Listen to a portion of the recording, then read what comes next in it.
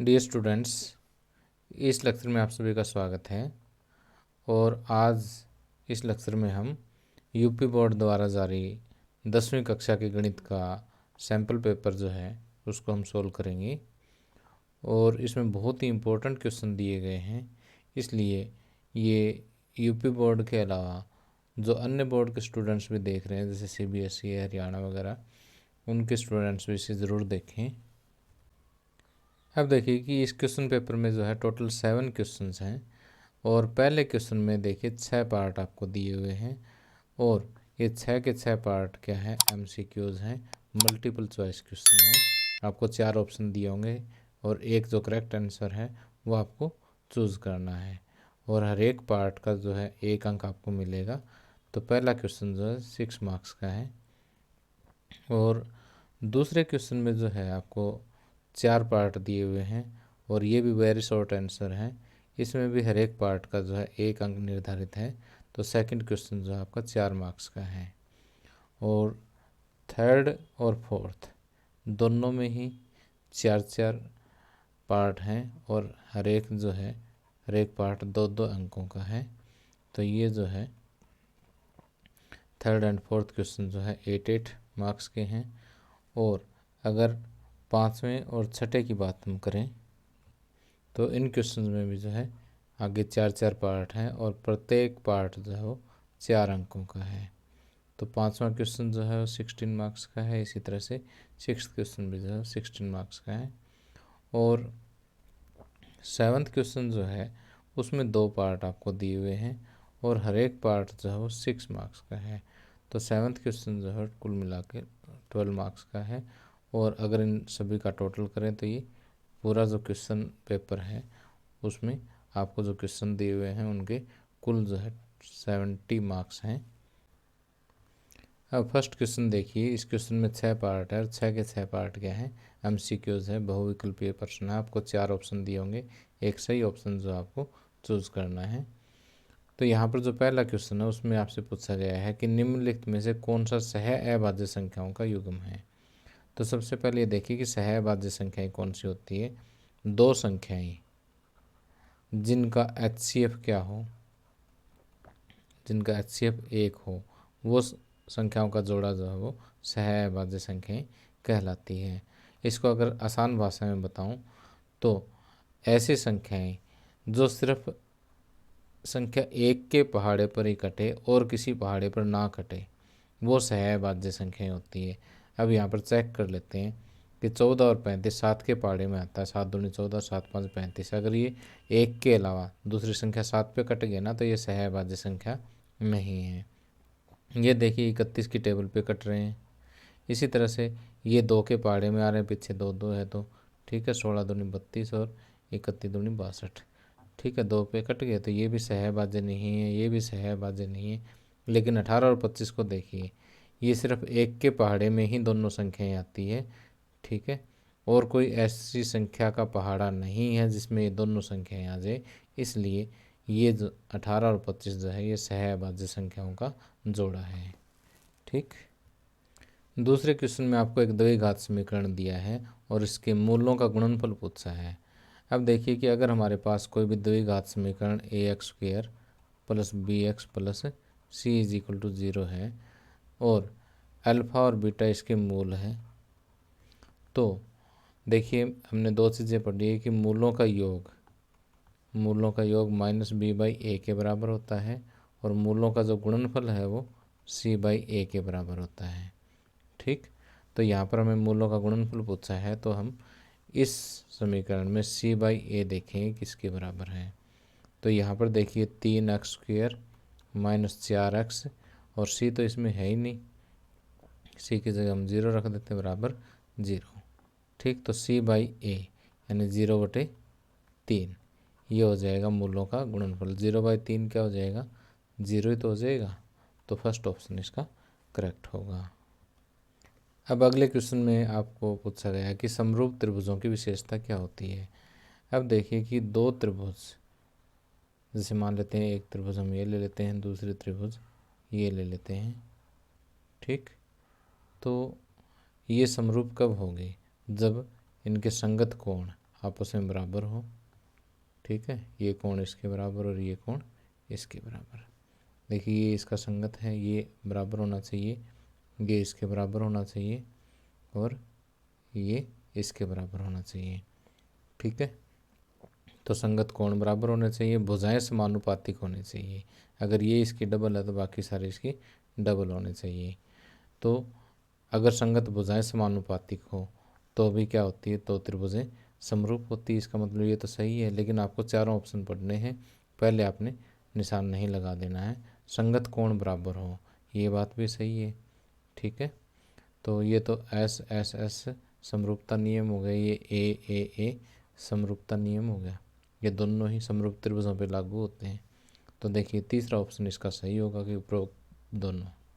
ठीक है, अब अगला क्वेश्चन देखिए कि ये ट्रिग्नोमेट्री यानी 8वें चैप्टर में से है। बिल्कुल आसान सा क्वेश्चन है। अगर आपको साइन कोस टेन वगैरह की जो वैल्यूज़ हैं डिफरेंट एंगल्स पे, अगर ये वाले टेबल आपको याद है तो ये क्वेश्चन आधे मिनट में सॉल्व हो जाएगा।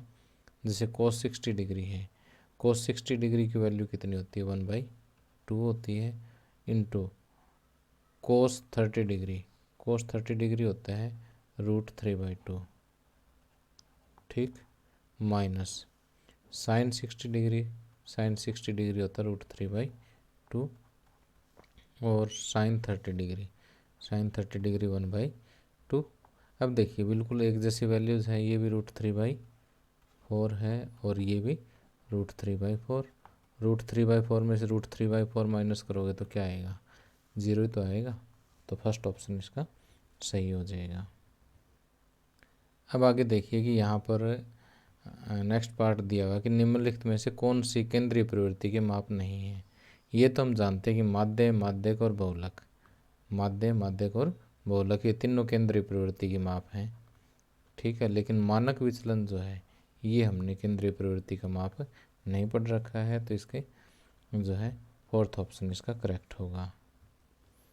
आगे नेक्स्ट पार्ट में जो है 2 बिंदुओं के निर्देशांक आपको दे रखे हैं, इन बिंदुओं से बने रेखाखंड के मध्य बिंदु के निर्देशांक। अब देखिए पहले मैं आपको मध्य बिंदु का सूत्र या एक बार रिवाइज करवा देता हूँ कि मान लेते हैं कि ये 2 बिंदु हैं, इस बिंदु के निर्देशांक x1 और y1 है और इस बिंदु के निर्देशांक क्या है, x2 और y2 है। इनका जो मध्य बिंदु होगा तो उसके निर्देशांक मध्य बिंदु मान लेते हैं P है, इसका निर्देशांक क्या होगा, x1 + x2/2, x1 + x2/2 और दूसरा y1 + y2/2, y1 + y2/2। P का ये x निर्देशांक होगा, या y निर्देशांक। अब देखिए आपको 2 बिंदु कौन कौन से दे दिए यहाँ पर। पहला बिंदु दे दिया -8 और 0 और दूसरा बिंदु दे दिया आपको 0 और -8। ठीक, तो इस मध्य बिंदु के निर्देशांक -8 + 0/2 और 0 प्लस में -8 यानी 0 - 8/2, तो ये -4 और -4 हो जाएंगे। देखो ऐसा कोई ऑप्शन है हमारे पास, थर्ड ऑप्शन जो है करेक्ट हो जाएगा। अब आगे सेकंड क्वेश्चन है, इसके भी जैसे मैंने आपको बताया था कितने 4 पार्ट हैं और सभी पार्ट्स जो है वो 1-1 अंक के हैं। इसमें आपको लिखना पड़ेगा। तो यहाँ पर सॉल्यूशन में देखिए कि आपको एक द्विघात समीकरण दे रखा है 2x² - 4x + 3 = 0। कहता है इसका विविधकर ज्ञात कीजिए, डिस्क्रिमिनेंट आपको ज्ञात करना है और फिर मूलों की प्रकृति ज्ञात कीजिए। तो डिस्क्रिमिनेंट या विविधकर जो है उसका फार्मूला क्या होता है, b² - 4ac। पहले तो इसको कैलकुलेट करके हम दिखा देते हैं। तो यहाँ पर देखिए कि 2 जो है वो a है और ये जो है -4b है और ये क्या है, c है। ठीक, तो यहाँ से देखिए कि b² - 4ac करेंगे तो -4 का स्क्वायर -4, a की जगह पर 2 रखूँगा और c की जगह पर 3 रखूँगा। तो -4 का स्क्वायर, माइनस का स्क्वायर हमेशा प्लस में आता है। ठीक है, 4 टू ज़ 8, 3 ज़ 24, 16 माइनस 24, माइनस का 8 आ गया। ठीक, और यहाँ पर देखिए कि डिस्क्रिमिनेंट क्या आ गया, लेस देन 0 आ गया। 8 क्या है, माइनस 8 क्या 0 से छोटा है। 0 से अगर छोटा है तो इसका कोई भी मूल जो है वास्तविक नहीं है, क्योंकि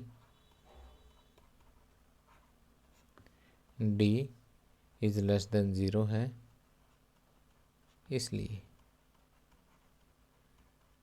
इसका कोई मूल वास्तविक नहीं है, कोई मूल वास्तविक नहीं है।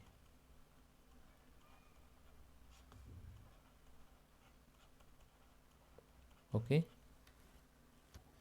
अब देखिए कि सैम्पल पेपर में ऐसा क्वेश्चन दिया हुआ है, तो हो सकता है कि आपको मेन पेपर में कोई ऐसा क्वेश्चन दे दे जिसमें डी क्या हो, ग्रेटर देन 0 हो, या डी जो है इक्वल टू 0 हो।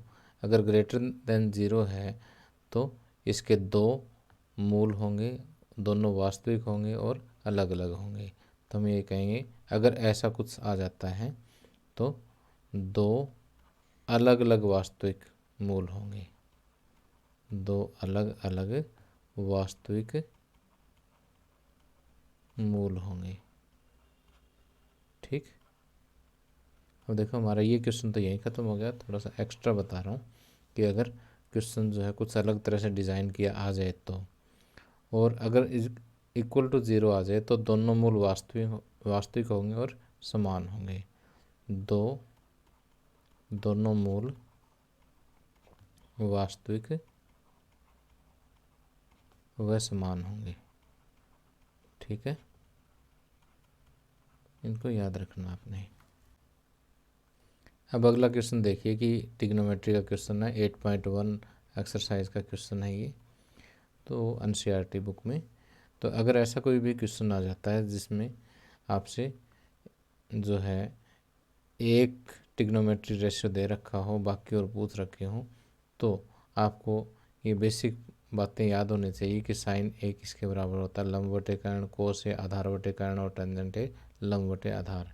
याद रखने के लिए लय आ लय बटे क आ, लाल बटे कक्का। ठीक, साइन का उल्टा जो है वो क्या होता है, कोसिकेंट होता है, यानी कोसिकेंट ए क्या होगा, कर्ण बटे लंब, और सीकेंट ए जो है वो कर्ण बटे आधार, और कोट ए होता है आधार बटे लंब। ठीक, ये किसके बराबर होगा, आधार बटे लंब के बराबर। ठीक, तो देखिए ये तो मैंने आपको जस्ट फार्मूला रिवाइज करवाया है। अगर कोई बच्चा भूल गया हो तो इसको अपने पेपर में नहीं लिखना है। पेपर में आपने सिंपली क्या करना है कि एक ऐसे समकोण त्रिभुज बना लेनी है। ठीक है, और यहाँ पर ये वाला जो एंगल है इसको ए का नाम दे दो। यहाँ पर ये समकोण है, इसको हम बी का नाम दे देते हैं, जो बचा हुआ उसको हम सी का नाम दे देते हैं।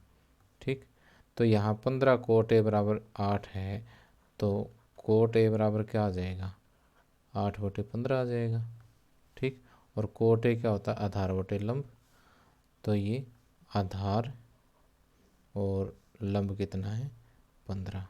ठीक, तो अगर ये MCQ में आता है तो यहाँ पर आपको के लगाने की ज़रूरत नहीं है, आप सिंपली इसको सॉल्व कर ले, लेकिन अब यहाँ पर हमें कुछ लिखना पड़ेगा तो इसलिए हम यहाँ पर के लगा देते हैं। अब पाइथागोरस प्रमेय लगा करके यहाँ पर AC ज्ञात कर लीजिए।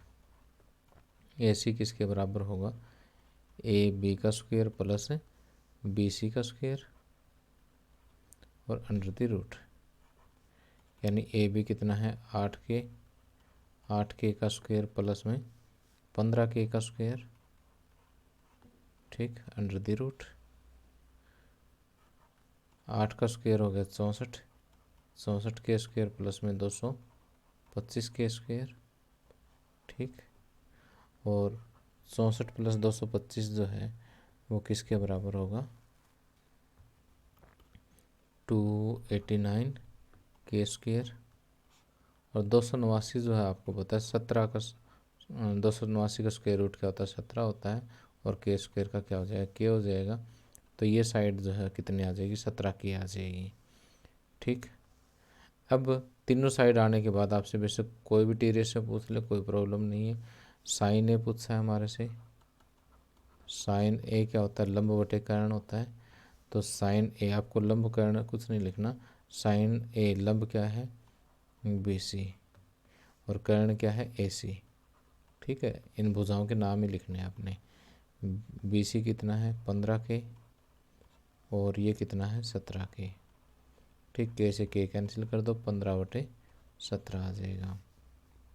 और दूसरा आपसे क्या पूछा, सीकेंट ए। सीकेंट ए जो है वो किसके बराबर है, कर्ण बटे आधार के बराबर है। कर्ण यानी ए सी बटे आधार ए बी। ठीक, ए सी जो है वो 17 के, और ए बी वो है 8 के से के कैंसिल, 17/8 जो इसका आंसर आ जाएगा। अब अगला क्वेश्चन जो है वो एनसीईआरटी बुक के 6th चैप्टर में से है। यहाँ पर आपको 2 त्रिभुजें दे रखी है। ठीक है, और इन त्रिभुजों का जो क्षेत्रफल है वो दे रखा है क्रम से 121 और 289। कहते हैं इनकी भुजाओं का अनुपात। तो जब क्षेत्रफलों का अनुपात दे रखा हो और भुजाओं का अनुपात पूछा हो तो आपने क्या करना है, आपने सिंपली इनका स्क्वायर रूट कर देना है।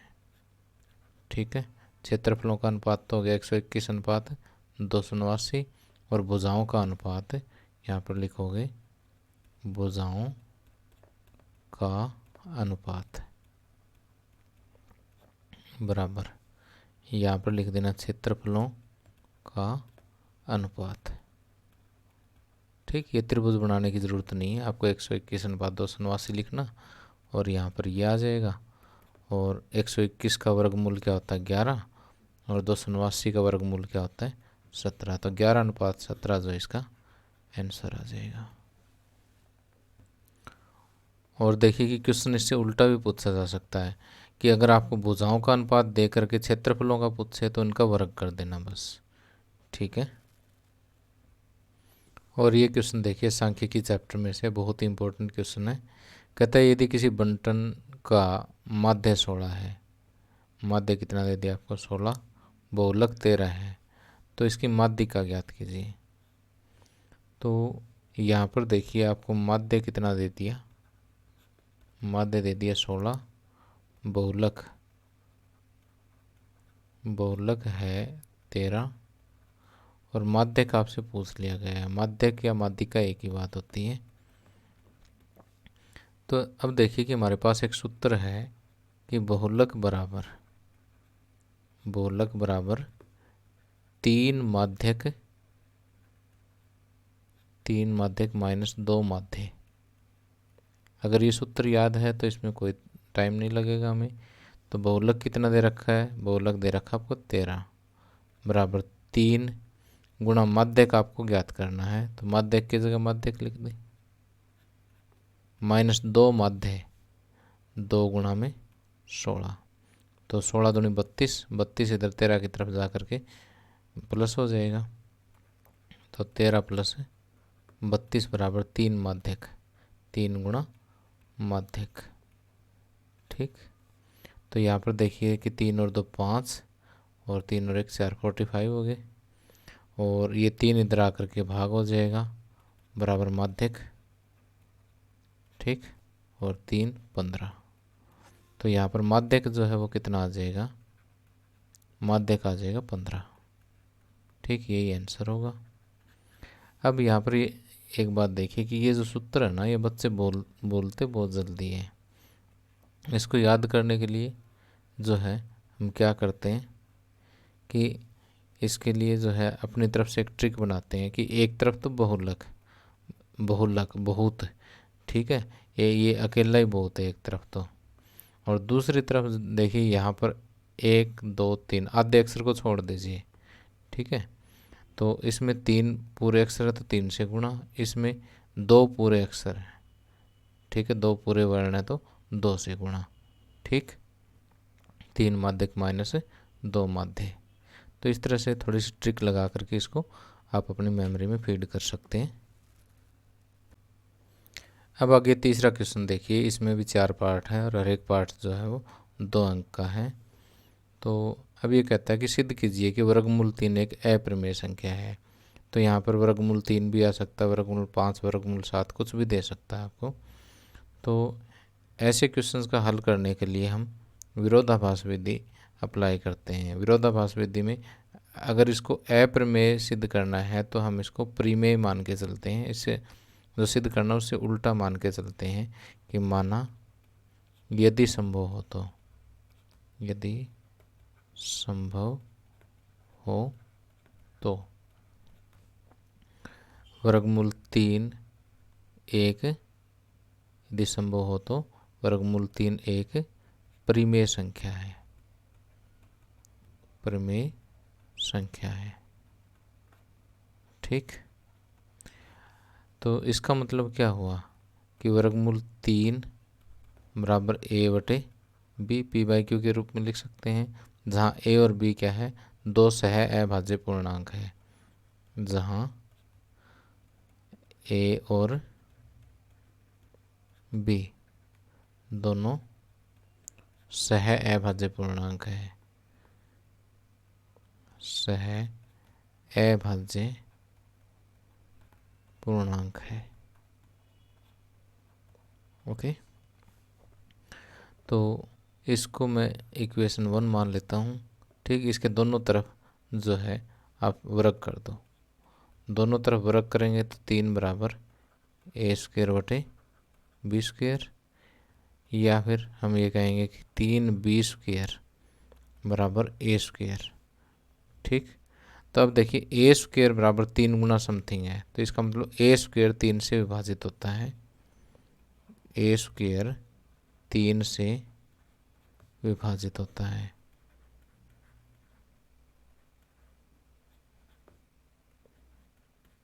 ठीक है, होगा जब ए स्क्वेयर 3 से विभाजित होता है, जब किसी संख्या का वर्ग किसी अभाज्य संख्या से विभाजित होता है तो वो संख्या भी उस अभाज्य संख्या से विभाजित होगी। यानी जब ए स्क्वेयर 3 से विभाजित होगा तो ए भी 3 से विभाजित होगा। ठीक, तो इसको मैं कथन ए कह देता हूँ। ठीक, क्या कह देता हूँ, कथन ए। अब देखो जब ए 3 से विभाजित होता है तो इसका मतलब ए बराबर 3 गुना समथिंग मैं कह सकता हूँ, 3 गुना के कह देता हूँ।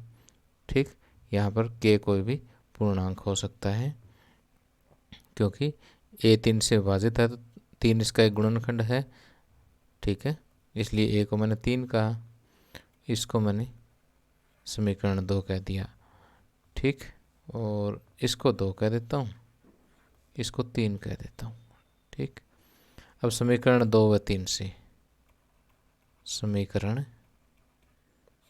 2 व 3 से, समीकरण 2 व 3 से क्या होगा कि 3 बी स्क्वेयर बराबर ए स्क्वेयर, ए स्क्वेयर की जगह पर 3 के का स्क्वेयर, तो 3 बी स्क्वेयर बराबर 3 का स्क्वेयर हो जाएगा 9 और के स्क्वेयर। ठीक, ये 3 इधर जाकर के भाग होगा तो बी स्क्वेयर बराबर 3 गुना में के स्क्वेयर। अब देखो बी बराबर 3 गुना समथिंग है तो इसका मतलब बी स्क्वेयर 3 से विभाजित होगा। तो अब देखिए नीचे जगह नहीं, मैं यहाँ कर देता हूँ कि इसका मतलब बी स्क्वेयर 3 से विभाजित होगा, जितने होगा। ठीक है, तो यहाँ पर ये लगा लेना एक डंडा और, तो बी स्क्वेयर 3 से विभाजित होगा तो इसका मतलब बी भी 3 से विभाजित होगा, बी भी 3 से विभाजित होगा। यहाँ देखिए हमने ये दूसरा कथन जो है इसमें मैं कथन बी कह देता हूँ। ठीक, अब ए कथन देखिए, ये कहता है ए 3 से विभाजित होता है और बी भी 3 से विभाजित होता है। तो ये दोनों कथन मिलकर के क्या कह रहे हैं कि ए और बी सह अभाज्य नहीं है। लेकिन हमने तो क्या माना था, इनको सह अभाज्य मानना था ना, लेकिन ये तो 3 के पहाड़े में आ गए, दोनों 3 से विभाजित हो रहे हैं। तो कथन ए व बी से, ए व बी सह अभाज्य नहीं है, ए व बी सह अभाज्य संख्याएं नहीं है या पूर्णांक नहीं है। ठीक, तो हमारी कल्पना गलत थी। ठीक, यह है विरोधाभास है या यह है हमारी कल्पना का विरोधाभास है। ठीक है, इसलिए वर्गमूल 3 एक परिमेय संख्या नहीं हो सकती, परिमेय संख्या नहीं हो सकती। जब ये परिमेय संख्या नहीं होगी तो इसका मतलब वर्गमूल 3 एक अपरिमेय संख्या है।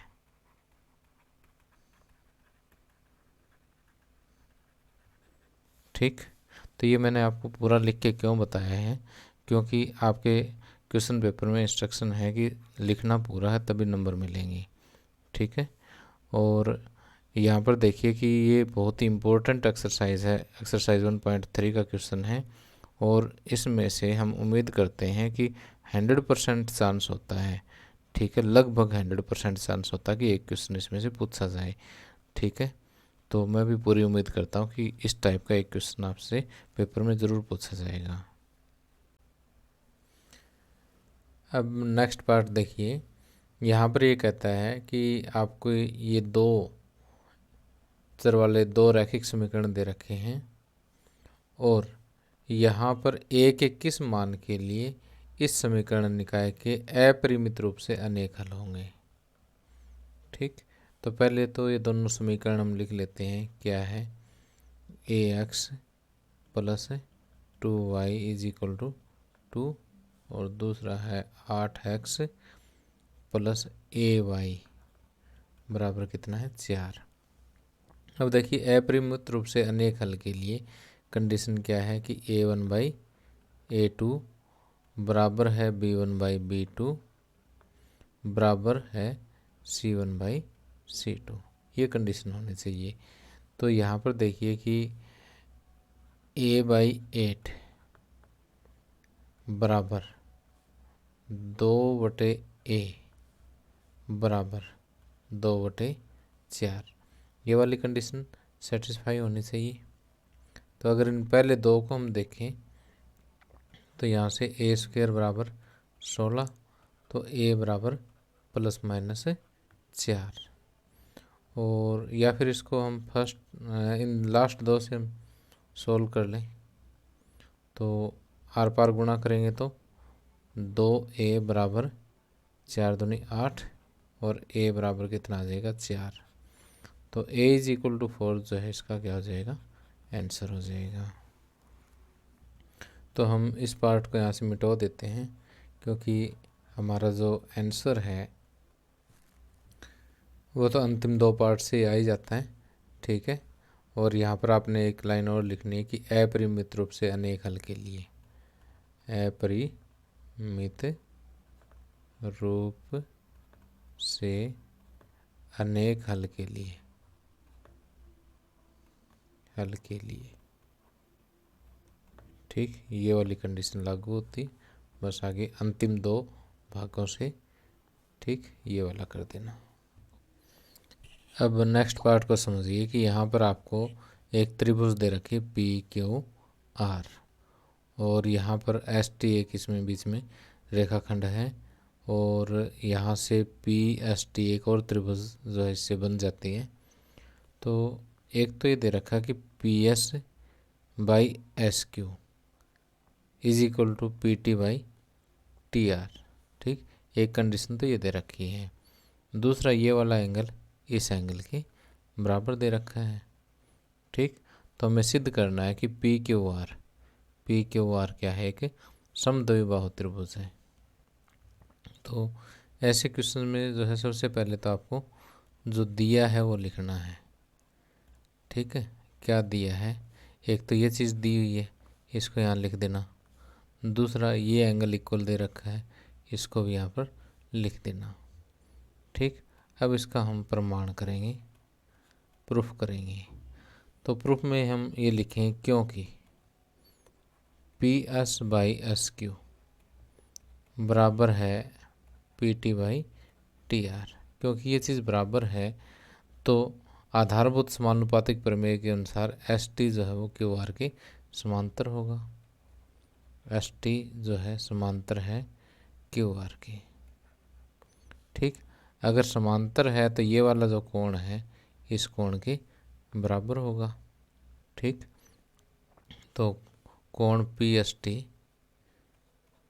कोण पी एस टी कोण पी क्यू आर के बराबर होगा, कोण पी क्यू आर के बराबर।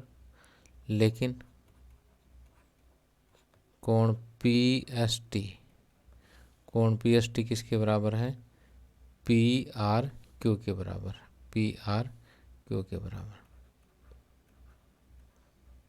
अब देखिए कि ये वाला कोण भी इसके बराबर है, ये कोण भी इसके बराबर है। इसका मतलब ये दोनों कोण आपस में बराबर हो गए। या यहाँ से लेफ्ट हैंड साइड इक्वल है तो राइट हैंड साइड को हम इक्वल रख सकते हैं। चित्र से देखो तो यहाँ से समझो दोनों एक ही चीज़ है। पी क्यू आर बराबर कोण पी आर क्यू। और किसी त्रिभुज के अगर दो कोण बराबर हैं तो उनकी सम्मुख भुजाएं भी क्या होती है? बराबर होती है। तो इसका मतलब कि पी क्यू बराबर है पी आर। क्यों? क्योंकि बराबर कोणों की सम्मुख भुजाएं, बराबर कोणों की सम्मुख भुजाएं। ठीक, अगर दो भुजाएं बराबर है तो इसका मतलब क्या है कि त्रिभुज पी क्यू आर एक समद्विबाहु त्रिभुज है। त्रिभुज पी क्यू आर एक समद्विबाहु त्रिभुज है।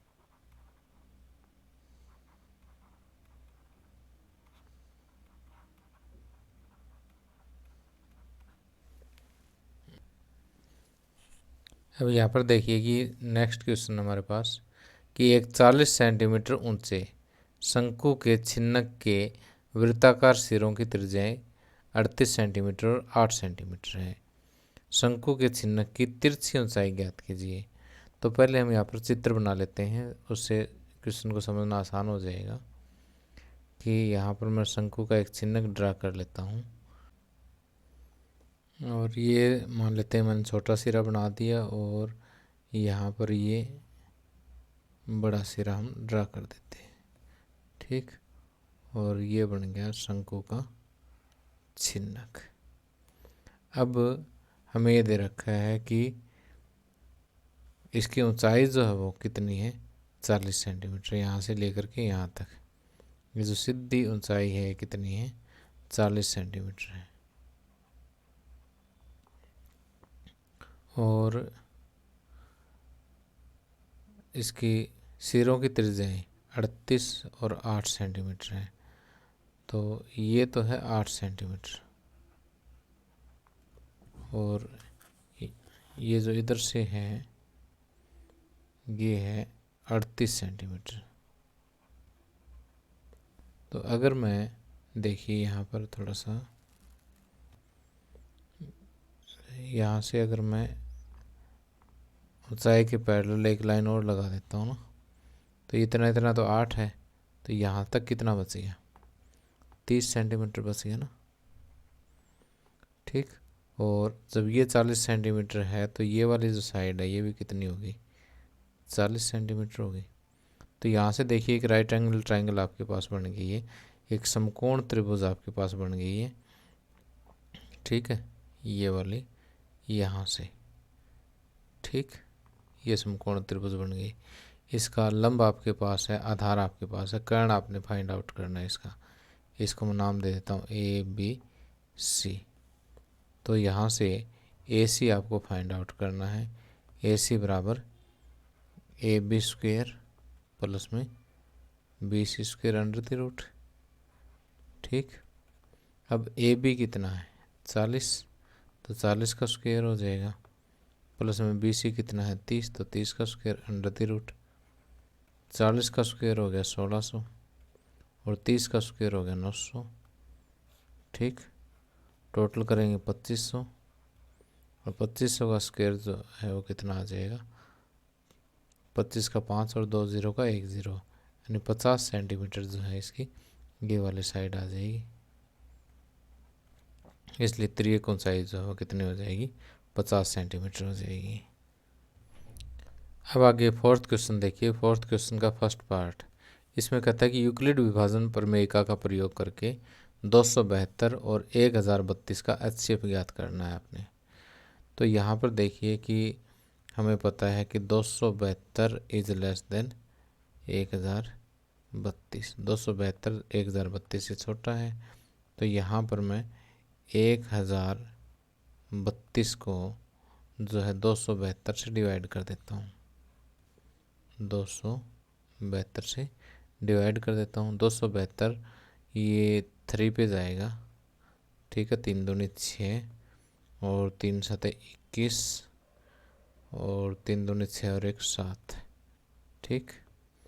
12 में से 6 2 में से 1 और ये हो जाएगा यहाँ पर 2, ठीक। 9 में 7 गए 2। अब शेष 0 नहीं बचा है तो ये 272 यहाँ आ जाएगा, ठीक। और 1 पे जाएगा 216, ठीक। 12 में 6 माइनस करेंगे 6 और यहाँ 6 में से 1 माइनस करेंगे 5, ठीक। फिर 0 शेष नहीं बचा तो 216 यहाँ आ जाएगा, ठीक। और 56 तिये 168 होता है। 16 में से 8 गए 8 और 10 में से 6 गए 4, ठीक। अब फिर 0 शेष नहीं है तो 56 यहाँ आ जाएगा।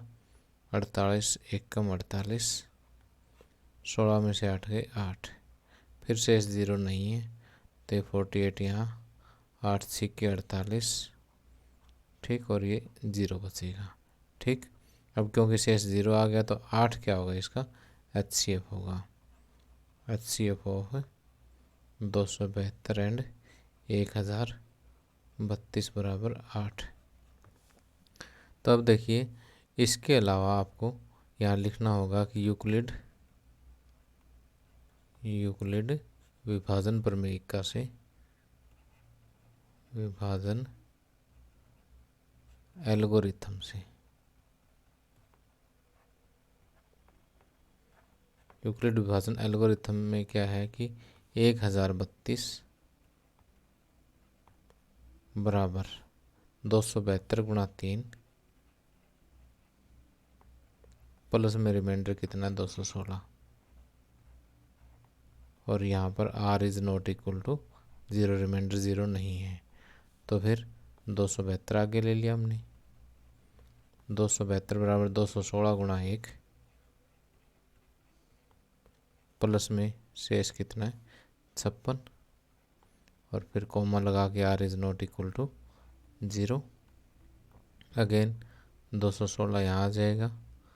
216 बराबर 56 गुणा 3, 56 गुणा 3 प्लस में 48, again r is not equal to 0। अब देखिए 56 यहाँ आ जाएगा। 56 बराबर 48 गुणा 1 प्लस में 8, फिर रिमाइंडर 0 नहीं है, अगेन 48 यहाँ आ जाएगा। 48 यहाँ आ गया तो 48 बराबर 8 गुणा 6 प्लस में 0। अब r इज इक्वल टू 0, जब r इज इक्वल टू 0 है तो ये लाइन यहाँ लिख देंगे हम कि HCF ऑफ 1032 और 272, तो पहले 272 लिख देते हैं एंड 1032 बराबर कितना आ जाएगा 8 आ जाएगा, ठीक। तो इस तरह से आपने यूक्लिड विभाजन एल्गोरिथम के स्टेप्स जो है इसके साथ साथ लिखने ज़रूरी हैं। अब नेक्स्ट पार्ट देखिए, यहाँ पर एक आसान सा क्वेश्चन आपको दिया है कि यहाँ पर आपको एक त्रिभुज दे रखी है ABC। चलो हम ड्रा कर लेते हैं। ABC एक हमने त्रिभुज ले ली है। अब ये कहता है कि भुजा BC पर एक बिंदु D इस प्रकार है कि कोण ए डी सी बराबर कोण बी ए सी। बी सी पर एक बिंदु आपने ले लिया, क्या, यहाँ पर कोई बिंदु डी ले लिया आपने जैसे, ठीक। और अब हम क्या करते हैं, ए डी को ऐसे मिला देते हैं। अब ये कहता है कि कोण ए डी सी यानी इस कोण की बात कर रहा है। ये कोण किसके बराबर है, कोण बी ए सी इस पूरे कोण के बराबर है, ठीक। यानी ये वाला कोण और ये कोण जो आपस में बराबर है, ये पूरा का पूरा कोण, ठीक। तो सिद्ध करना है कि C A square is equal to C B into C D. तो अब देखिए कि यहाँ पर सबसे पहले तो आपने ऐसे क्वेश्चन में क्या लिखना होता है, दिया है, ठीक, और फिर सिद्ध करना है, सिद्ध करना है। ये दो बातें तो आपको स्टेटमेंट से मिल जाएगी। सिद्ध तो ये करना, ये चीज़ यहाँ लिख देना, और जो दे रखा है वो ये चीज़ यहाँ लिख देना, ठीक। अब फिर इसका प्रमाण,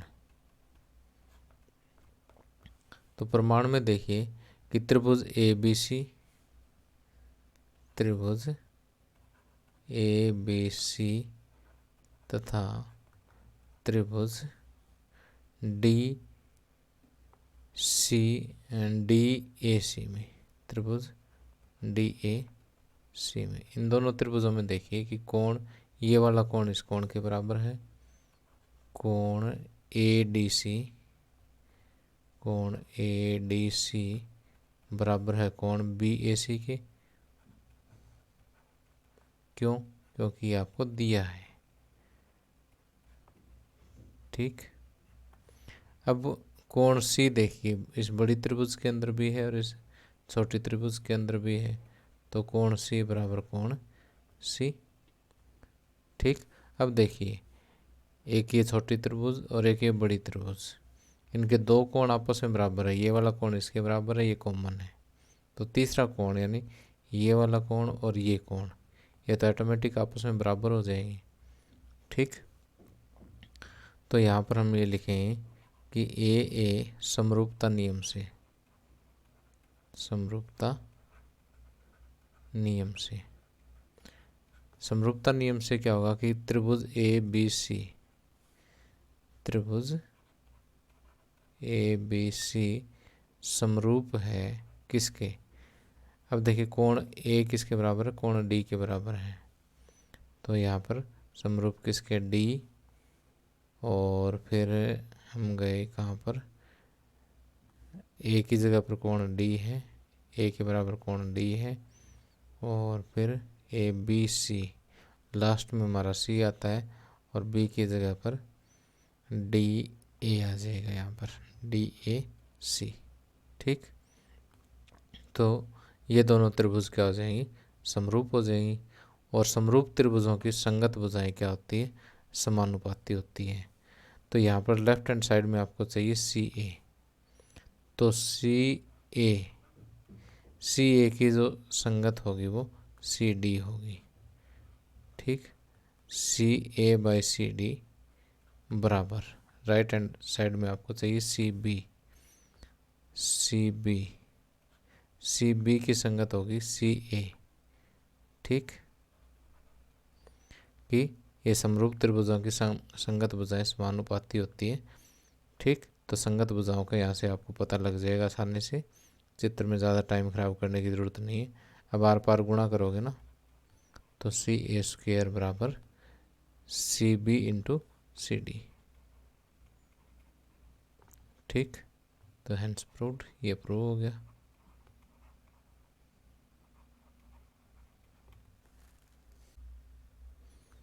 अब नेक्स्ट पार्ट देखिए, यहाँ पर आपको दिया हुआ कि 5 सेंटीमीटर लंबी रेखाखंड खींचनी है और उसे 2:3 के अनुपात में हमने डिवाइड करना है। तो देखिए वैसे तो ये प्रकार पेंसिल से आपने करना, लेकिन मैं यहाँ पर आपको रफली ड्रा करके दिखा रहा हूँ। बाकी आपने क्या करना, स्केल की हेल्प से यहाँ पर 5 सेंटीमीटर लंबी एक ऐसी लाइन लगा लेना। फिर डी की हेल्प से यहाँ पर एक कोई भी न्यून कोण बना लेना। वैसे नॉर्मली हम 30 डिग्री का बना लेते हैं, ठीक है। इसको मैंने रेखाखंड को ए बी का नाम दिया।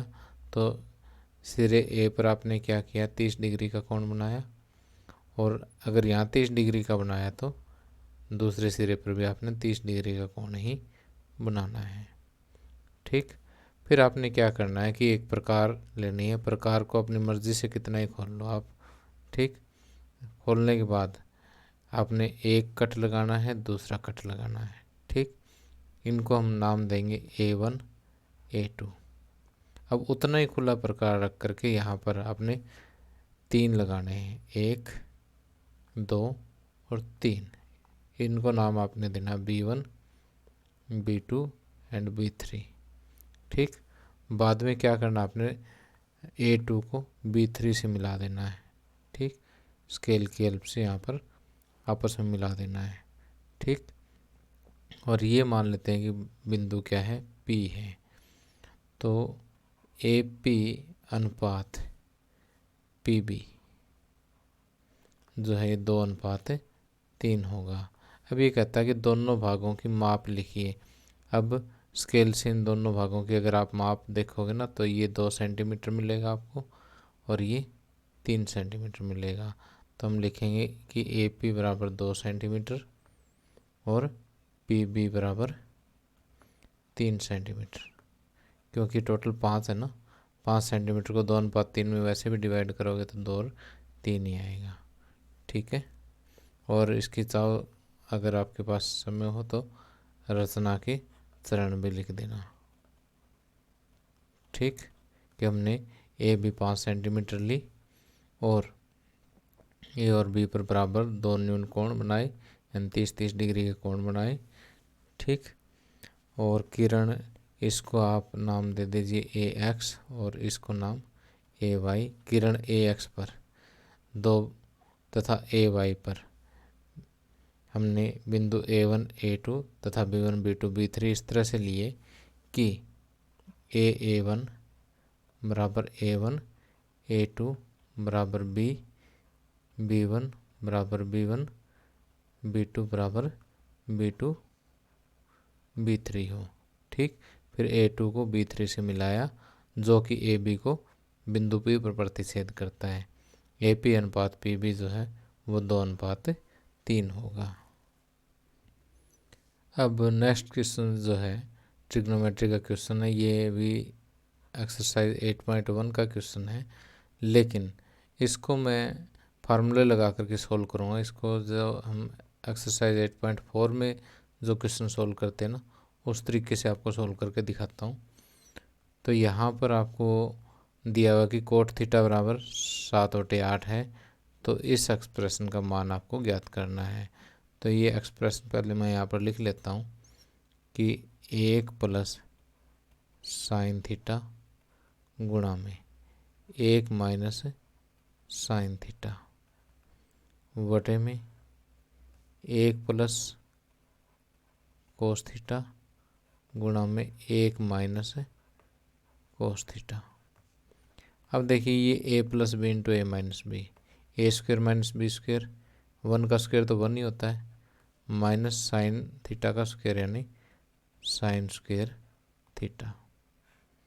और इसी तरह से नीचे भी सेम फार्मूला लगेगा कि ए प्लस बी इंटू ए माइनस बी। तो ए प्लस बी इंटू ए माइनस बी क्या होता है, ए स्क्वेयर माइनस बी स्क्वेयर। और इसी फार्मूले में अगर मैं कोस स्क्वेयर थीटा को लेफ्ट में रख लूँ तो राइट में साइन स्क्वेयर थीटा चला जाएगा, 1 माइनस साइन स्क्वेयर थीटा। तो वास्तव में फार्मूला हमारे पास यही है। इसी के 2 अलग अलग रूप मैंने इस क्वेश्चन में यूज़ कर दिए कि 1 minus sign square theta cos square theta और 1 minus cos square theta sine square theta. अब कोस बाय साइन क्या होता है, कोट, और दोनों का स्क्वेयर है तो coat square theta. Coat square theta को मैं कह सकता हूँ कि कोट थीटा का स्क्वेयर कह सकता हूँ। और कोट थीटा आपको कितना गिवन है, 7/8। तो इसका आप स्क्वेयर कर देते हैं। 7 का स्क्वेयर हो जाएगा 49 और 8 का स्क्वेयर हो जाएगा 64। 49/64 जो इसका आंसर आ जाएगा। इसका आप दूसरा तरीका इस्तेमाल कर सकते हैं कि आप यहाँ पर एक ट्रायंगल बना सकते हैं, ठीक। और इस एंगल को आप थीटा मान लें, ए बी सी, ठीक। ये कोट थीटा है, तो ये आधार बटे लंब के बराबर होता है, तो ये 7 के और ये 8 के। पाइथागोरस लगा करके ये आपने जो है ये हाइपोटेन्यूज यानी कर्ण निकाल लेना है। ये किसके बराबर होगा, 8 के का स्क्वायर 64 के स्क्वायर प्लस 7 का हो जाएगा 49 के स्क्वायर, ठीक, अंडर द रूट। तो ये आ जाएगा आपका वर्गमूल 113 के, ठीक। फिर आपने क्या करना है कि इसी ट्रायंगल के आपको तीनों भुजाएं मिल गई हैं, ठीक। तो यहाँ से आपने साइन थीटा ज्ञात करना है और कोस थीटा ज्ञात करना है। ये दोनों वैल्यू ज्ञात करके इसमें पुट करके और फिर फार्मूला भाई A square minus B square is equal to A plus B into A minus B वाला फार्मूला लगा करके इसको सॉल्व कर देना। फाइनली रिजल्ट यही आएगा 49/64। अब आगे 5वें क्वेश्चन में देखिए कि 4 पार्ट है और हर एक पार्ट जो है वो 4 अंक का है। तो अब आपका समय बचाने के लिए मैं ऐसा करता हूँ कि आगे जितने भी क्वेश्चंस हैं उनके सिर्फ कैलकुलेशन समझा देता हूँ, बाकी लैंग्वेज ज़्यादा मैं नहीं लिख रहा हूँ। तो यहाँ पर आपको दिया हुआ कि 2 क्रमागत धनात्मक पूर्णांक ज्ञात कीजिए जिनके वर्गों का योग क्या हो, 365 हो। तो धनात्मक पूर्णांक एक में मान लेता हूँ कि x है, क्रमागत यानी इससे अगला ही हमें लेना होगा, इससे अगला यानी इससे एक प्लस में लेना होगा, ठीक। अब जो कंडीशन इन्होंने दे रखी वो हम लगा देते हैं, जिनके वर्गों का योग 365 हो, यानी पहले धनात्मक पूर्णांक का वर्ग कर लेते हैं और दूसरे का भी हम क्या कर लेते हैं, वर्ग कर लेते हैं, और दोनों को हमने क्या कर दिया, प्लस कर दिया, और इनका जो योग है वो कितना है, 365 है। अब हमने क्या करना है कि लेफ्ट हैंड साइड में इसको हम सॉल्व कर लेते हैं कि एक्स स्क्वायर प्लस में इसमें ए प्लस बी के होल स्क्वायर का फार्मूला लगेगा, A square plus 2ab plus B square is equal to 365, ठीक है। तो ये आपके पास आ जाएगा 2x स्क्वायर प्लस में 2x, और ये 365 लेफ्ट साइड में ले आएंगे तो एक इधर प्लस पड़ा तो माइनस का 364 हो जाएगा, ठीक।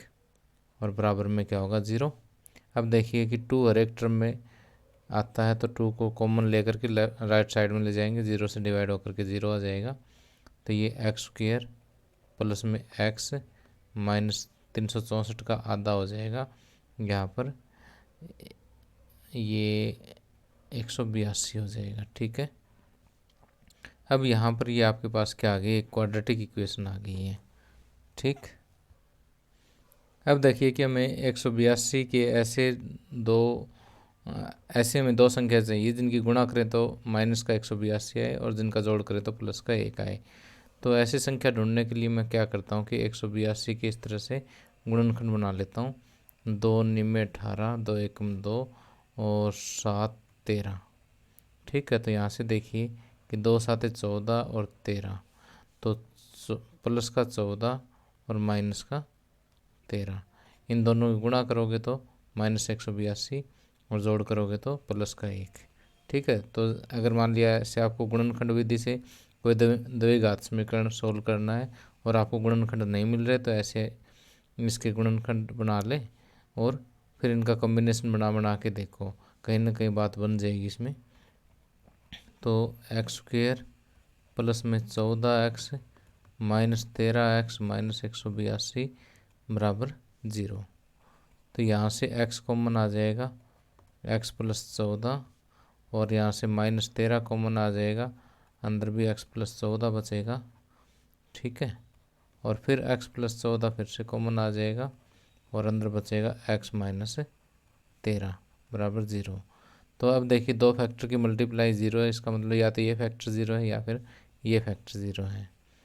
इसका मतलब x प्लस 14 बराबर 0 या x माइनस 13 बराबर 0।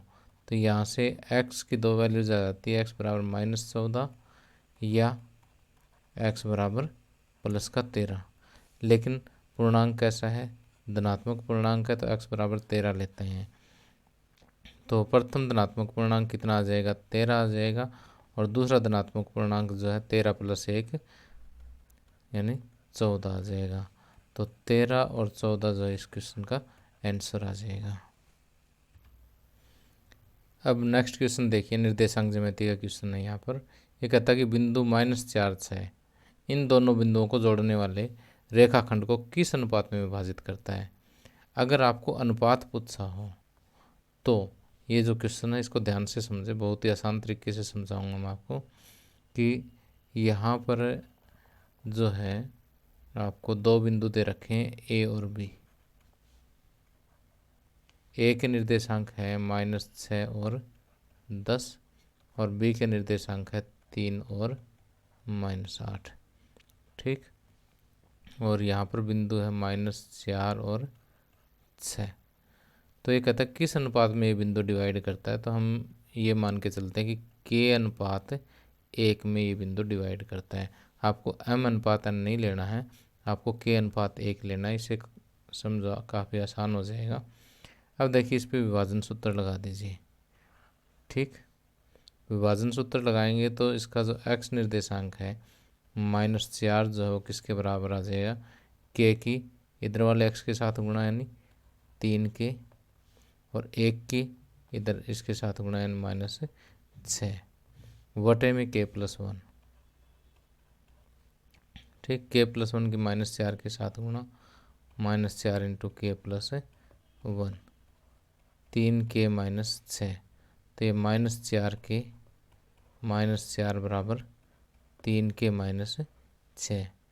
अब ये 3k में लेफ्ट में लेके जाऊंगा तो माइनस का 7k हो जाएगा, और ये 4 में राइट साइड में लेकर के जाऊंगा तो ये +4 यानी ये -2 हो जाएगा। फिर नेक्स्ट स्टेप में माइनस से माइनस कैंसिल हो जाएगा, तो k बराबर क्या आ जाएगा, 2/7। तो जो अनुपात है, अनुपात आपका क्या बनेगा यहाँ पर 2/7 अनुपात 1, और अनुपात को हम जो बटे में जो संख्या होती है उससे मल्टीप्लाई कर सकते हैं, यानी 2/7। ये आंसर आ जाएगा। अगले क्वेश्चन में देखिए, कहता है त्रिज्या 4.2 सेंटीमीटर वाले धातु के एक गोले को पिघलाकर 6 सेंटीमीटर त्रिज्या के एक बेलन के रूप में ढाला जाता है। यानी हमारे पास एक गोला है, गेंद की तरह से गोल ये कोई चीज़ है, और इसकी त्रिज्या कितनी दे रखी है, 4.2 सेंटीमीटर दे रखी है, और इसको पिघला करके आपने क्या बना दिया, एक 6 सेंटीमीटर त्रिज्या का एक बेलन बना दिया आपने। ठीक है, ये 6 सेंटीमीटर त्रिज्या का आपने बेलन बना दिया। अब इस बेलन की ऊंचाई आपको ज्ञात करनी है। ठीक, तो गोले की त्रिज्या को मैं स्मॉल r कह देता हूँ और बेलन की त्रिज्या को मैं कैपिटल R कह देता हूँ। ठीक, अब देखिए इस गोले को पिघला करके ये बेलन बनाएंगे हम, तो इन दोनों का आयतन क्या होगा, समान होगा। यानी यहाँ पर गोले का आयतन बराबर क्या है, बने हुए बेलन का आयतन, बेलन का आयतन यहाँ पर। ठीक, तो गोले का आयतन क्या होता है, 4/3 पाई r³, और बेलन का आयतन का सूत्र होता है पाई r²h। तो अब देखिए कि r की वैल्यू हमारे पास दोनों है, तो दोनों वैल्यूज रख देते हैं यहाँ पर। तो क्या होगा, 4/3 पाई की वैल्यू एक बार नहीं रख रहे हम, r³ यानी 4.2 का क्यूब है, तो 4.2 को मैं 3 बार गुणा कर देता हूँ, बराबर पाई कैपिटल R का स्क्वायर है यानी 6 का स्क्वायर, तो 6 को मैं 2 बार गुणा कर देता हूँ इंटू h, जो कि हमें फाइंड आउट करना है। अब देखिए पाई से तो पाई कैंसिल हो जाएगा। ठीक, और बाकी h को मैं एक साइड रख लेता हूँ, बाकी h के सामने क्या है, 4/3 गुणा में 4.2 है, तो इसको मैं 42/10 लिख देता हूँ, दशमलव हटा लिया मैंने। इसी तरह से बाकी 2 के लिए भी यही काम करूँगा मैं। 42/10, 42/10। अब ये 2 बार 6h के साथ मल्टीप्लाई दूसरी साइड जा कर के डिवाइड हो जाएंगी, गुणा में 6 गुणा में 6। अब इसको काट के हम जितना छोटा हो सकता करते हैं अभी। 6 7 42, फिर 6 कम 6 6 7 42, ठीक, और 3 और ये 14 3 42, ठीक। अब देखिए कि अगर इन सभी की गुणा करेंगे 4 14 7 और 7 की, तो ये आएगा 2744, और नीचे 10 गुणा 10 गुणा 10 1000 आएगा, ठीक। तो ये 2.744 इतना सेंटीमीटर जो है इसकी ऊंचाई आ जाएगी। अब 5वें क्वेश्चन का लास्ट पार्ट देखिए। यहाँ पर आपको 35 नगरों की साक्षरता दर दे रखी है प्रतिशत में, ठीक है, और कहता है इसकी माध्य साक्षरता दर ज्ञात कीजिए। कहने का अर्थ ये कि इन आंकड़ों का आपको क्या करना है, इन आंकड़ों का माध्य ज्ञात करना है। तो यहाँ पर जो वर्ग अंतराल दे रखे हैं वो हमें दे रखे हैं 45 से 55, 55 से 65, 65 से 75,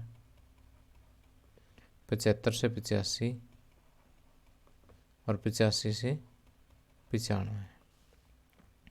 और जो बारंबारता है इनकी FI जो है वो क्या है, 3 10 11 8 और 3 है। अब हमें XI फाइंड आउट करना है, यानी इनका मध्य में जो संख्या है वो ज्ञात करनी है। तो वो ज्ञात करने के लिए हम क्या करते हैं, 55 और 45 को जोड़ेंगे और 2 से भाग दे देंगे। 100, 55 + 45 100, 100 का आधा कितना हो गया, 50, ठीक। और अब देखिए कि वर्ग अंतराल है कितना इनका, 10 का है ना, सभी बराबर हैं तो इनमें 10 10 जोड़ते चले, अपने आप निकलता रहेगा 50 60 70 80 और 90। ध्यान रखना कि ये वाली ट्रिक तभी काम करेगी जब ये वर्ग अंतराल बराबर हो, ठीक है। जैसे 10 10 का अंतर हो 10 10 जोड़ते चलो, 20 20 का अंतर हो तो 20 20 जोड़ते चलो, 50 50 का है तो 50 50 जोड़ते चलो, ठीक है। लेकिन अगर ये अंतर बराबर नहीं है, कुछ एक क्वेश्चन है हमारे मैथ में ऐसे, तो वहाँ पर आपको ऐसे जोड़ के 2 से भाग करके ही XI ज्ञात करना होगा। अब देखिए एक तो प्रत्यक्ष विधि है FI XI करके, लेकिन वो थोड़ा सा जो है कैलकुलेशन बड़ी हो जाएगी, इसलिए मैं इसको कल्पित माध्य विधि से कर लेता हूँ। तो ये कल्पना कर लेता हूँ कि यहाँ पर जो 70 है वो हमारा माध्य है, ठीक है। तो यहाँ पर एक नई लाइन हम बनाते हैं, DI = XI - A, और A क्या है, 70। तो ये 70 क्या हमारा A है। तो XI - A, 70 - 70 क्या हो गया, 0, 80 - 70 10, और 90 - 70 कितना हो गया, 20। इसी तरह से 60 - 70 -10, और 50 - 70 -20, ठीक। अब आपने क्या करना है कि FI DI FI कुछ भी लिख दो आप इसको, 20 30 60 विद नेगेटिव साइन, 10 दाएँ 100, इसमें भी माइनस का साइन लगेगा, और ये 0 हो गया। और 8 को 10 से गुणा करेंगे 80, और 20 को 3 से गुणा करेंगे 60। अब इसका जोड़ करना आपने।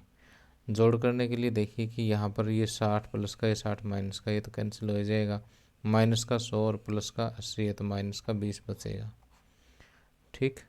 अब आपने क्या करना है कि इसका सूत्र लगा देना है माध्य के लिए। जो माध्य है यहाँ पर हमारा माध्य किसके बराबर होता है, A + summation of FI DI upon summation of FI।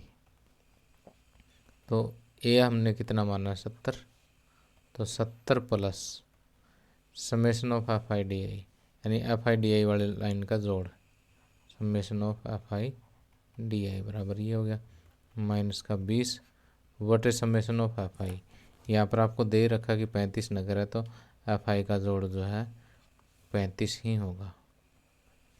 ठीक, तो ये लिखेंगे हम 70 प्लस और माइनस की मल्टीप्लाई -20/35। ठीक, ये 500 के 20 और 5 7 35। तो 4 को 7 से भाग देंगे तो ये 4 को 7 से भाग देंगे 0.57 आ जाएगा। 70 में से 0.57 माइनस करेंगे तो ये 69.43 इतना आ जाएगा। और ये किस में आ रहा है, परसेंट में है, तो इतना परसेंट जो इसका माध्य हो जाएगा। ठीक, अब 5वें क्वेश्चन की तरह से छठे क्वेश्चन में भी कितने 4 पार्ट हैं और हर एक पार्ट जो है वो 4 अंक का है। तो इसमें भी हम वही करेंगे कि सिर्फ कैलकुलेशन की हिंट दे रहा हूँ आपको कि दो संख्याओं के वर्गों का अंतर कितना है, 180 है। छोटी संख्या का वर्ग बड़ी संख्या का 8 गुना है। दोनों संख्याएं ज्ञात कीजिए। तो यहाँ पर मैं मान लेता हूँ कि हमारे पास ये दो संख्याएं हैं x और y, और x y से बड़ी है। तो जो हमें स्टेटमेंट दे रखी है उसके अकॉर्डिंग हम लिख लेते हैं। यहाँ पर कहता है दो संख्याओं के वर्गों का अंतर 180 है। तो x² माइनस y², ये वर्गों का अंतर होगा और ये किसके बराबर है, 180 के बराबर। छोटी संख्या का वर्ग बड़ी संख्या का 8 गुना है।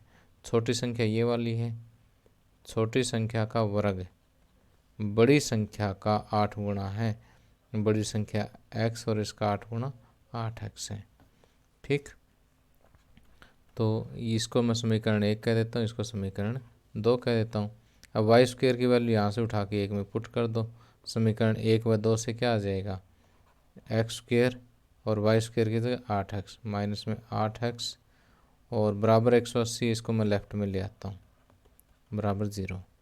और ये क्या बन गया, एक द्विघात समीकरण बन गया, जिसको आप गुणनखंड विधि से हल कर सकते हो। इसके गुणनखंड हम करेंगे ना तो x माइनस 18 और x प्लस 10 आ जाएगा।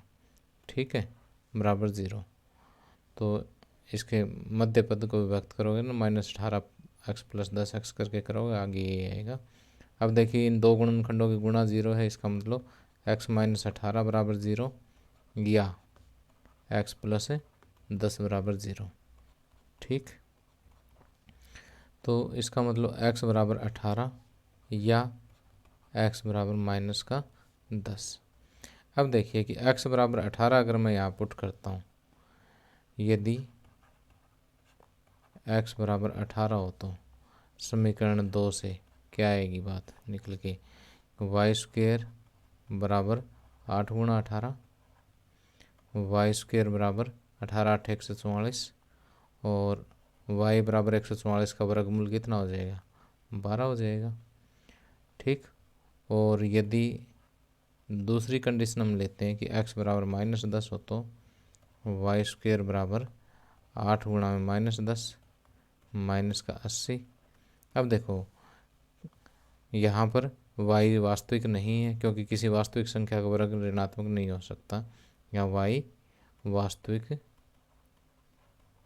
नहीं है। ठीक है, यह वास्तविक संख्या नहीं है।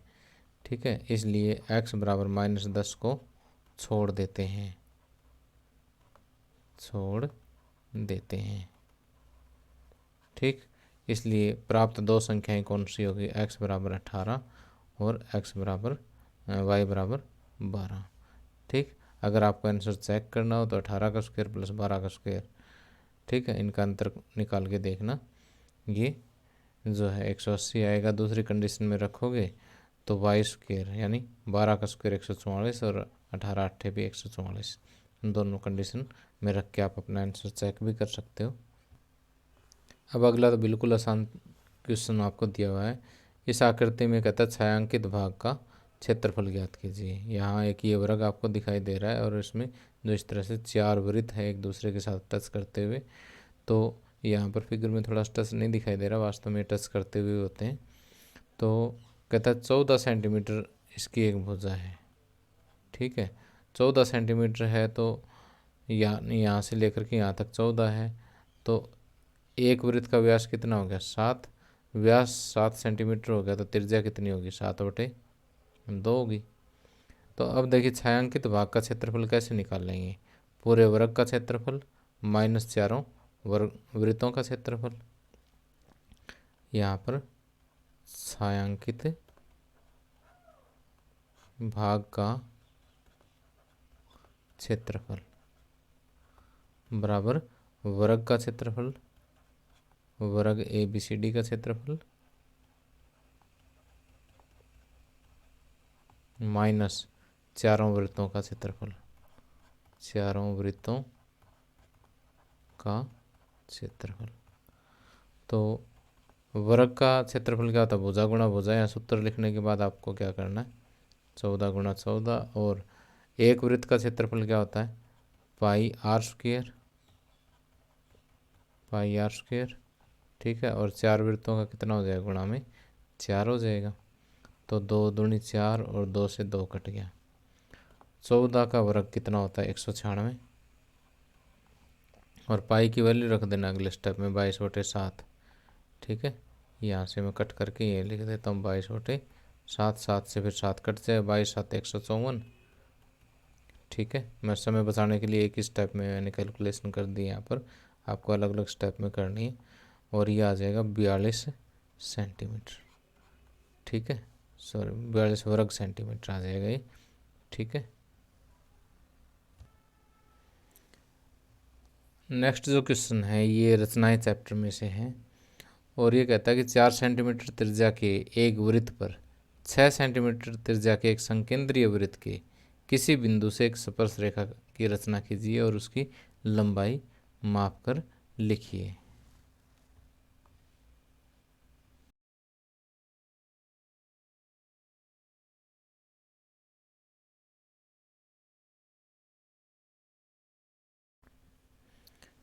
नेक्स्ट क्वेश्चन है कि किसी स्कूल की कक्षा 10 की 51 लड़कियों की ऊंचाइयों को का एक सर्वेक्षण किया गया और निम्नलिखित आंकड़े प्राप्त किए गए।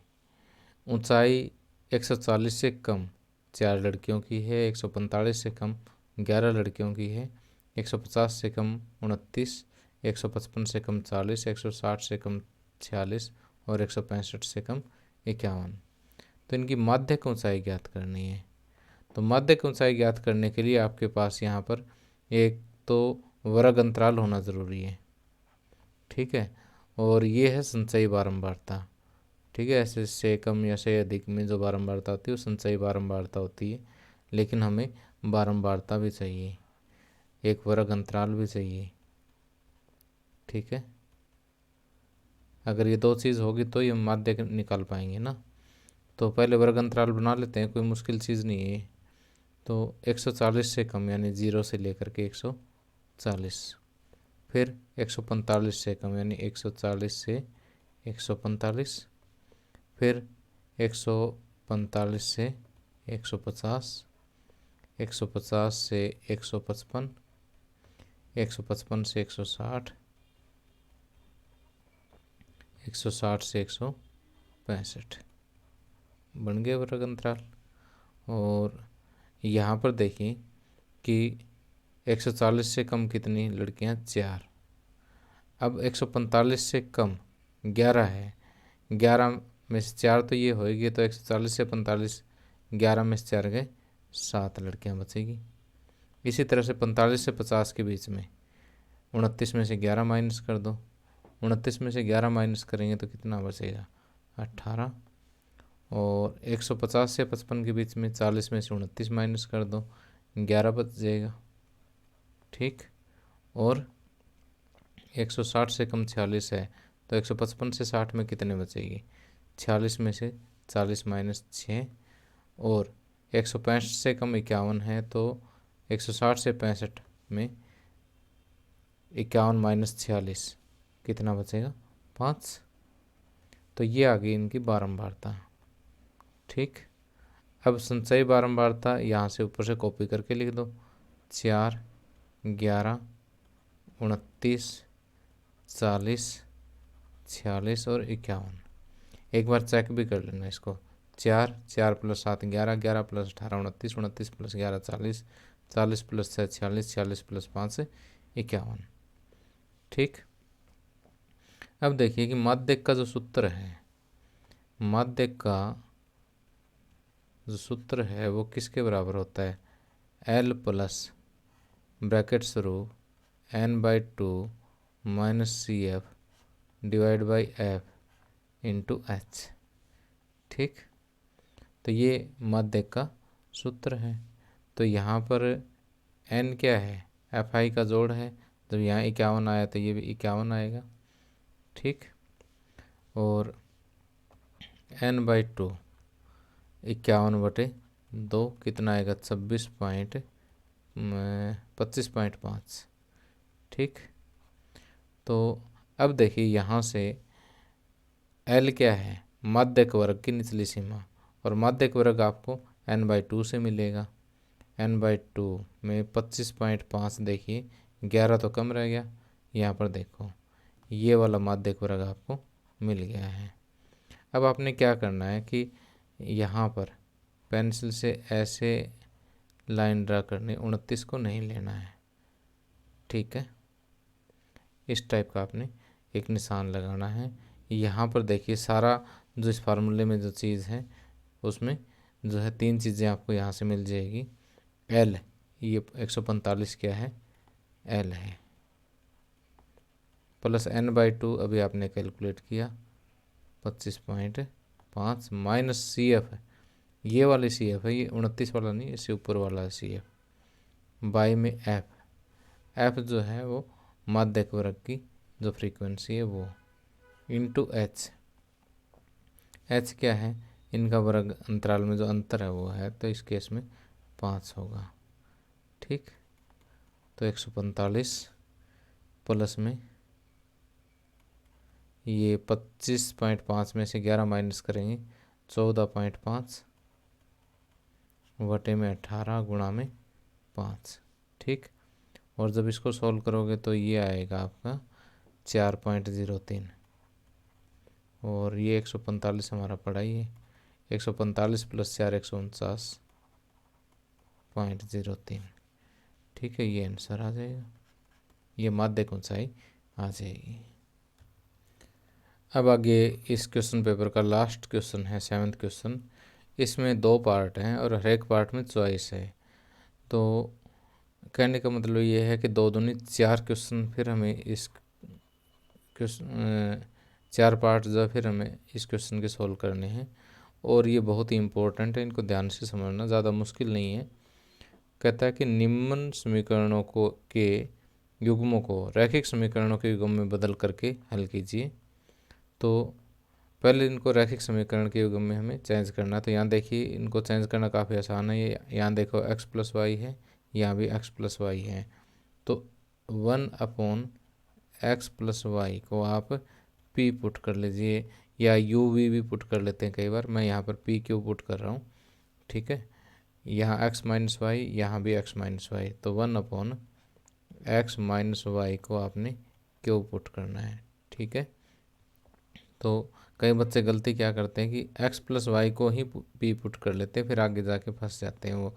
तो आपने क्या करना है, 1/x प्लस वाई को p पुट करना है, और 1/x माइनस वाई को q पुट करना है। तो यहाँ से जो पहला समीकरण है, और इसको मैं दूसरा समीकरण मान लेता हूँ, तो पहला समीकरण क्या बन जाएगा, 10, और 1/x प्लस वाई को हमने p कहा है, तो ये 10p बन जाएगा, प्लस में ये 2, और इसको देखो ऐसे लिख लेते हैं, 2 गुणा 1/x minus Y, 1/x minus Y क्या है, क्यू है, तो 2q बराबर 4। ठीक, और इसी तरह से सेकंड क्या बन जाएगा आपका, 15p माइनस 5q बराबर -2। ठीक, अब देखिए ये जो हमारे पास समीकरण आ गए नए, इनको आप चाहो तो विलोपन विधि से हल कर लो। विलोपन विधि से हल करने के लिए क्या करेंगे कि ये 10 है, ये 15, ऊपर वाले को 3 से गुणा कर देता हूँ, इसको 2 से गुणा कर देता हूँ। 3 को यानी 3, तीसरे को मैं किससे गुणा करूँगा, 3 से, और इसको किससे करूँगा, 2 से। ये जस्ट मैं एक बार यहाँ रफ में लिख रहा हूँ। ठीक है ना, आपको यहाँ पूरी लैंग्वेज लिखनी है। समीकरण 3 को 3 से गुणा और 4 को 2 से गुणा करके घटाने पर। ठीक है, तो 10 दिए 30p प्लस में 3 दूनी 6 क्यू बराबर 12 और 2 से गुणा करेंगे तो 30p माइनस 10 क्यू बराबर -4। ठीक, अब घटाएंगे तो क्या होगा, नीचे वाले साइन चेंज, ये कैंसिल, 10 और 6 16 क्यू बराबर 12 और 4 16, तो क्यू बराबर आ गया 1। क्यू बराबर 1 इन समीकरणों में से किसी में रख दो, पहले में रख देता हूँ, तो फर्स्ट से क्या आ जाएगा 10p प्लस में 2 गुणा 1 बराबर 4, यानी 10p बराबर, ये 2 इधर जा कर के माइनस हो जाएगा तो 2 बचेगा और p बराबर आ जाएगा यहाँ से 1/5, क्योंकि 2/10 1/5 ही होता है। तो अब हम क्या करेंगे कि p और q की जो वैल्यू निकली है ये दोनों वैल्यूज़ वापस यहाँ पुट कर देंगे, तो 1/x + y बराबर p कितना 1/5 और दूसरा क्या है 1/x - y बराबर q है, q कितना 1। तो यहाँ से देखिए कि इसको पलटेंगे तो x + y बराबर 5 आ गया, इसको पलटेंगे तो x - y बराबर 1 आ गया। अब 1 2 3 4 तक तो समीकरण मान्य रखा है, 5वां समीकरण हो गया और ये 6ठा समीकरण हो गया। तो x + y बराबर 5 और x - y बराबर 1, तो इनको ऐड करेंगे तो जोड़ेंगे तो y से y कैंसिल, 2x बराबर 6 और x बराबर 3, x बराबर 3 इसमें रख दो, y बराबर क्या आ जाएगा 3 इधर जा कर के घट जाएगा, y बराबर 2 आ जाएगा। ठीक है, यहाँ लिख देना x बराबर 3 समीकरण 5 में रखने पर। ठीक है, तो अब देखो कि हमारा क्वेश्चन सही है या नहीं है, ये चेक भी कर सकते हो अब एग्ज़ाम में बैठे बैठे। x बराबर 3 और y बराबर 2 यहाँ पुट करके देख लो। ठीक है, अगर 4 आ गया तो इसका मतलब ठीक है, फिर इसमें पुट करके देखो -2 आ गया तो ठीक है। अब देखिए आगे जो है इसी क्वेश्चन के अथवा में क्वेश्चन है, इसी की चॉइस में है। कहता है 3 वर्ष पूर्व रहमान की आयु का व्युत्क्रम और अब से 5 वर्ष पश्चात आयु के व्युत्क्रम का योग 1/3 है, उसकी वर्तमान आयु ज्ञात कीजिए। तो देखिए ये रहमान भाई साहब हैं, इनकी वर्तमान आयु हम मान लेते हैं कितनी है, x वर्ष है। तो 3 वर्ष पूर्व 3 साल छोटे थे ये, तो 3 घटा देते हैं, और 5 वर्ष पश्चात की बात करें तो 5 साल बड़े हो जाएंगे, 5 प्लस कर देंगे।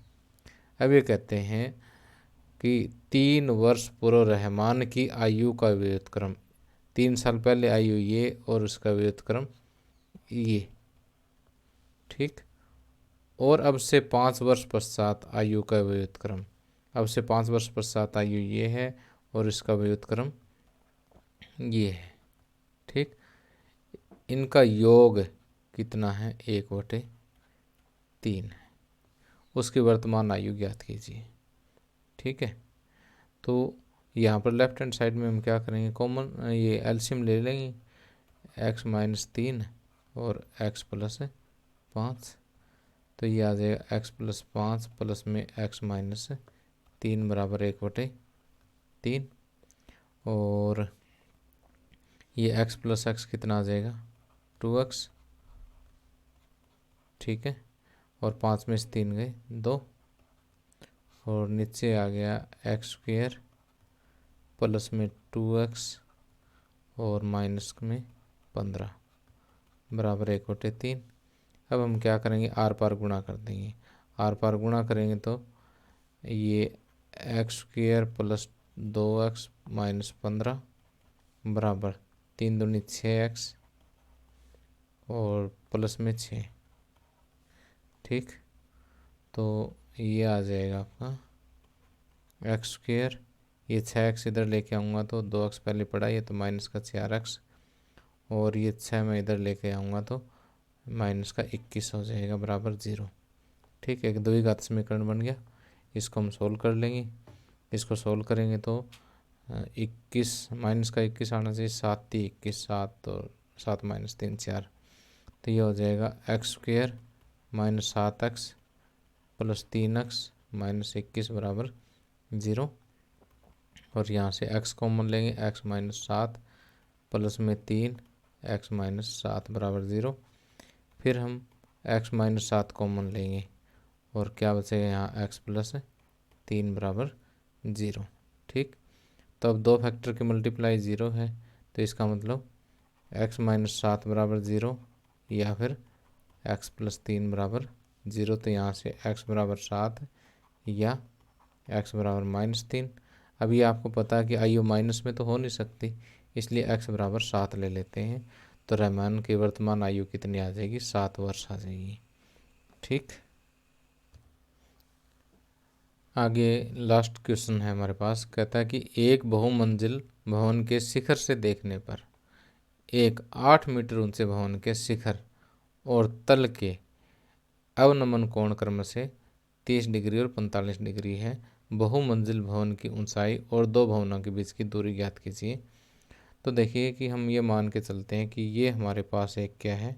बहुमंजिल भवन है और ये हमारे पास जो है एक 8 मीटर ऊंचा भवन है। ठीक, तो अगर आप इस बहुमंजिल भवन के शिखर से इस 8 मीटर ऊंचे भवन की तरफ देखते हैं ना, तो जो शिखर का अवनमन कोण है वो कितना है? ये क्षैतिज रेखा है, शिखर का अवनमन कोण जो है वो 30 डिग्री है और इसके तल का जो अवनमन कोण है वो 45 डिग्री है। ये वाला जो कोण है वो कितना है? 45 डिग्री। ठीक, तो आपको क्या करना है कि इस बहुमंजिल भवन की ऊंचाई ज्ञात करनी है और इन दोनों के बीच की दूरी ज्ञात करनी है। तो मान लेते हैं कि ए बी जो है वो बहुमंजिल भवन है और सी डी जो है वो 8 मीटर ऊंचा भवन है। ठीक, अब एक लाइन में यहाँ पर ये ड्रा कर लेता हूँ। ठीक, ए बी सी डी, इस पॉइंट को मैं ई नाम दे देता हूँ। आप चाहो तो ये फिगर जो है पेंसिल और स्केल से बिल्कुल सुंदर सा चित्र आप बनाइए, एग्जामिनर पे काफ़ी अच्छा इफेक्ट पड़ता है इस चीज़ का भी। तो जब ये 30 डिग्री का कोण है तो ये कोण भी कितना होगा? 30 डिग्री का एकांतर अंतः कोण है और ये भी, ये जब 45 डिग्री का है तो ये कोण भी कितना होगा? 45 डिग्री का। और ये कोण कितने डिग्री का? 90 का। और ये भी 90 का।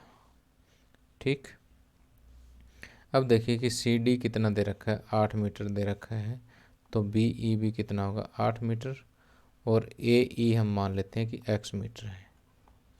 ठीक, जो चीज़ आपने माननी है यहाँ पर सिंपल हिंदी में लिख दें और चित्र का बारे में बता दें कि माना ए बी क्या है? बहुमंजिल ऊंचा भवन है या बहुमंजिल भवन है।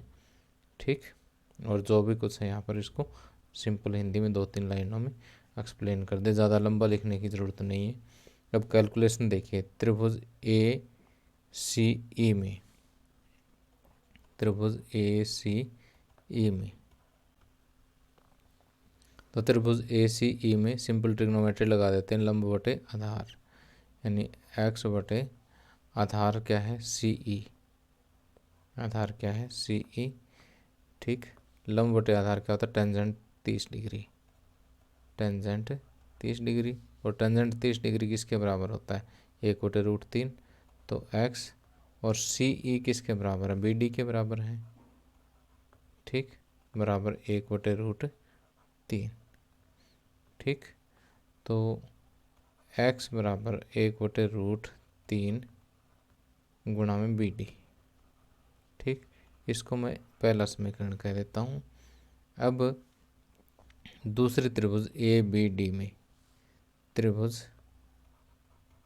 ए बी डी में हम ऐसा ही काम कर लेते हैं कि लंब बटे आधार, लंब कितना है? ए बी, ए बी को मैं एक स्टेप बचाने के लिए 8 + x लिख देता हूँ, 8 + x। लंब बटे आधार, आधार कितना है? B D. ठीक, बराबर टेंजेंट 45 डिग्री, और टेंजेंट 45 डिग्री की वैल्यू कितनी? 1। तो x + 8 बराबर क्या आ जाएगा? B D. ठीक, तो ये आ गया आपका समीकरण 2। इन दोनों समीकरणों से आपने क्या करना है, एक तो एक्स फाइंड आउट करना है और एक बी डी फाइंड आउट करना है। ठीक है, तो बी डी की वैल्यू कितनी है, एक्स प्लस 8, वो मैं यहाँ रख देता हूँ कि समीकरण 1 व 2 से, कि समीकरण 1 व 2 से 1 व 2 को सोल्व करेंगे तो क्या आएगा कि x बराबर 1/√3 और बी डी की वैल्यू कितनी है, x प्लस 8। ठीक, अब √3 की इधर मल्टीप्लाई कर दीजिए, √3x बराबर x प्लस 8, ये x लेफ्ट में ले जाइए, √3x माइनस एक्स बराबर 8, x कॉमन ले, √3 माइनस 1 बराबर 8 और x बराबर 8/√3 माइनस 1। ठीक, अब देखिए नीचे रूट है तो इसको हटाने के लिए हम क्या करते हैं, इसको रेशनलाइज कर लेते हैं, √3 प्लस 1 अपॉन √3 प्लस 1, तो 8 गुणा में √3 प्लस 1 और नीचे ए स्क्वायर माइनस बी स्क्वायर, √3 का स्क्वायर कितना हो जाएगा, 3, 3 माइनस 1 2 हो जाएगा, तो 2 को 8 से कट करेंगे तो 4 गुणा में √3 प्लस 1। ठीक, तो ये तो आ गया x कितना आ गया, 4 इंटू √3 प्लस 1। ठीक है, लेकिन हमें ज्ञात क्या करना, ए बी ज्ञात करना है, तो ए बी जो है वो किसके बराबर हो जाएगा, x प्लस 8। ठीक, और यहाँ से देखिए कि x क्या है, 4√3 प्लस 4, 4√3 और ये 4 के अंदर मल्टीप्लाई कर दी मैंने, प्लस में 4 और प्लस में 8 ये वाला है। ठीक, तो ये 12 हो गया। ठीक, तो 12 में से 4 फिर हम कॉमन ले लेंगे, तो √3, 12 में से 4 रूट कॉमन, 12 में से 4 कॉमन लेंगे तो 4 3 12 होते हैं, 3√3, इतना मीटर जो है इसकी ऊंचाई आ जाएगी। ठीक, अब जितना x प्लस 8 है उतना बी डी है, दोनों भवनों के बीच की दूरी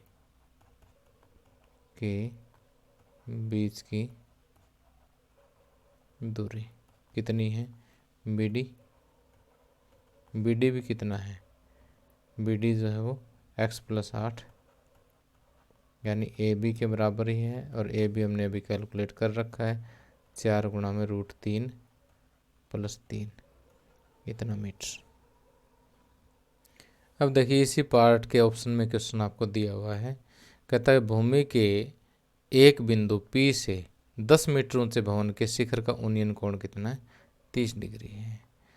भूमि के एक बिंदु P से एक 10 मीटर ऊंचा भवन हम ले लेते हैं, ये लो जी 10 मीटर ऊंचा भवन है, ये बिंदु P है। 10 मीटर ऊंचे भवन के शिखर का उन्नयन कोण कितना, 30 डिग्री है।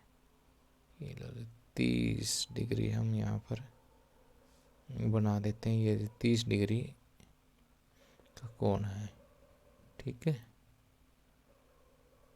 और भवन के शिखर पर एक ध्वज को लहराया गया है और P से इस ध्वज के शिखर का उन्नयन कोण 45 डिग्री है।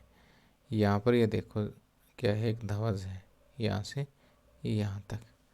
ठीक, और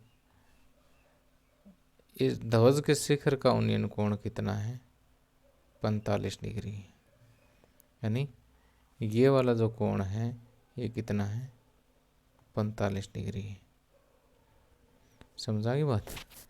अब ये कहता है ध्वज दंड की लंबाई और P से भवन की दूरी। एक तो आपको ध्वज दंड की लंबाई यानी इसको मैं x मान लेता हूँ, ये ज्ञात करनी है। एक P और इसको मैं A कह देता हूँ, इसको B कह देता हूँ और इसको C कह देता हूँ। एक आपको PB दूरी जो है वो ज्ञात करनी है। ठीक, अब जो चित्र में मानना है हमने वो सारा यहाँ पर आपने हिंदी में एक बार लिख देना है। भी झंडा है कितना है, ध्वज कितना है, AC है जो कि x के बराबर है। ठीक, और ए बी जो है 10 मीटर ऊंचा भवन है वगैरह सारी चीज़ें आपने लिख देनी है। उसके बाद आपको कैलकुलेशन शुरू करनी है कि त्रिभुज ए बी पी में त्रिभुज ए बी पी में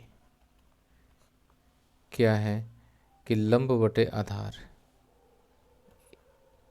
ए बी बाई पी बी, लंब बटे आधार क्या है टेंजेंट थीटा, और टेंजेंट यहाँ कितना 30 डिग्री है। जो त्रिभुज ले रहे हो उसी का एक कोण लेना, दूसरा ना ले लेना, कहीं गलती ना कर देना है। ए बी कितना हो जाएगा 10 बटे पी बी, टेंजेंट 30 डिग्री कितना 1 बटे रूट 3, आर पार गुणा कर दो, पी बी बराबर 10 रूट 3 कितना मीटर। तो दोनों पी तथा भवन के बीच की दूरी, बिंदु पी तथा भवन के बीच की दूरी कितनी आ जाएगी 10 रूट 3 मीटर आ जाएगी। ठीक है, एक चीज़ तो ये पूछी थी पी से भवन के बीच की दूरी, जो हमने निकाल दी। अब ये एक्स निकालना हमें, तो ये पूरी बड़ी त्रिभुज ले लो पी सी बी। अब हम लेंगे त्रिभुज पी सी बी में, त्रिभुज पी सी बी में, त्रिभुज पी सी बी में क्या है कि कौन सी त्रिभुज लेंगे पी सी बी में लंब बटे आधार वही चीज़ यूज़ कर लेते हैं x + 10 यानी C B by P B बराबर टेंजेंट 45 डिग्री, सी बी कितना 10 + x बाई पी बी यही यूज़ कर लो 10 रूट 3 बराबर टेंजेंट 45 डिग्री यानी 1, तो 10 + x बराबर 10 रूट 3 की एक की तरफ जा कर के गुणा हो जाएगी 10 रूट 3। ठीक, तो 10 + x रूट 3 की वैल्यू आपको दे रखी 1.732, तो इसको 10 से गुणा करोगे 17.32 हो जाएगा। अब ये 10 इधर जा कर के माइनस करोगे तो x बराबर कितना आ जाएगा 7.32। ठीक, तो इतना मीटर जो है ध्वज दंड की लंबाई आ जाएगी। तो प्यारे बच्चों, इसी के साथ ये इस क्वेश्चन पेपर के हमने सभी क्वेश्चन सोल्व कर दिए हैं, और आपको ये सभी क्वेश्चन तो करने ही करने हैं। इसके अलावा ये जिस एक्सरसाइज के क्वेश्चन हैं उसके दाएं बाएं वाले क्वेश्चन भी आपने अच्छी तरह से कर लेने हैं, और आपके बहुत अच्छे अंक आएंगे। और ये जो PDF मैंने समझाई है ये भी आपको इसी वीडियो के डिस्क्रिप्शन में एक लिंक है, वहाँ पर मिल जाएगी। Thank you, have a nice day.